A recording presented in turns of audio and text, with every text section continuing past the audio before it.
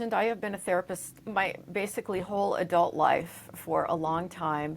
I have learned so much over the course of all these years, and I've had to do my own personal work. And I think I started off in my 20s doing the work, wanting to save the world, wanting to save everyone.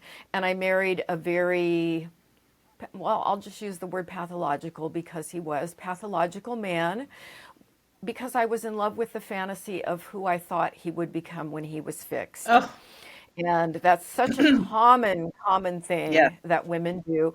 Nurturing, compassionate, empathic women are often preyed upon Mhm. by pathological men.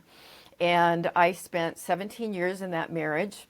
The irony is, even though he was quite abusive, it was primarily emotional and verbal abuse. He didn't hit me, although he put holes in walls and did very scary things and threatened.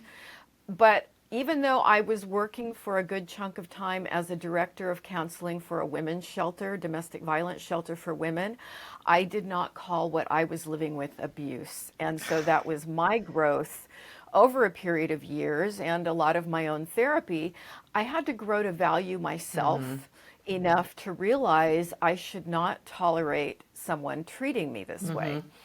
And it was very clear after 17 long years of that marriage that this man had character problems, and I had been making excuses for him. Oh, maybe it's ADHD, Mhm. maybe it's bipolar disorder. I got him into therapy so many times. It never helped because he was quite happy with who he was. He had no goal to be different. And so finally, after 17 long years of that relationship, I was done. And after another one of his tantrums, as I call them, I got up the next morning and just was very clear, very calm. I am done. I'm filing for divorce. Mhm. And he, I think, knew I was really done. And I went to work that day. He went to work. I expected I would come home and he would be angry or maybe pathetic and, begging forgiveness or whatever. But I found him dead in the house. Mhm. And it was very gruesome. And so I had to study suicide after that because I did lose my mind for a while. It was so Yeah. traumatic.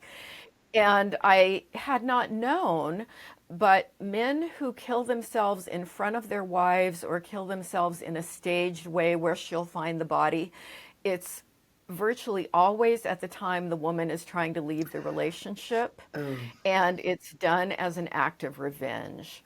And this is something a lot of therapists don't really understand. They tend to think that suicide is always about depression.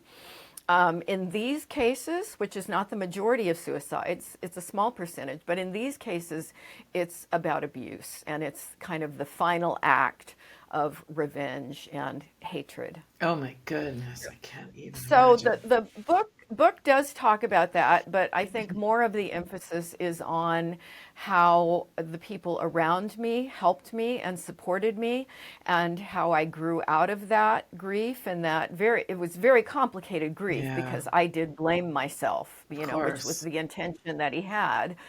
And so it's sort of my journey of a bit of my childhood, why I didn't have enough insight and boundaries to see that this guy has problems up front and never get involved with him. And I didn't see that. And then, of course, the healing journey and how I rebuilt my life. It didn't take that long. I would say I had a really rugged 6 months. And then I started to heal and recover with the support of friends around me, good therapy. And I love my life now. I celebrate every day. Oh,